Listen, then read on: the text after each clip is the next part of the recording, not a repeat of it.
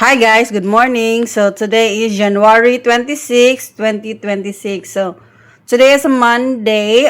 After 2 years guys, so akong schedule kay na back to 7 to 4 na ko guys. So ngit-ngit pa kay guys, mulakaw ko guys para iwas late kay akong mga kadungan, mga estudyante sa public school.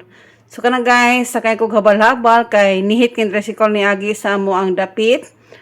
Dayon, naghuwat na sa kog minibus na akong sakyan padong sa CDU. So, mga 10 minutes kong pinabot guys. So, naabot na ko guys sa CDU 6:24. So, napakoy mga 36 minutes no before 7 sa akong duty. So, dito na later ng adlaw guys sa first day sa 7 to 4 na schedule. So, lakan ko guys para mo panso. So, mingaw pagka guys, no? Marag nihit pa kayo mga tao sa CDU. Kamay pa kayo estudyante na ngabot nga, o mga carvel pa ang naadari. So, mapanso na ko guys.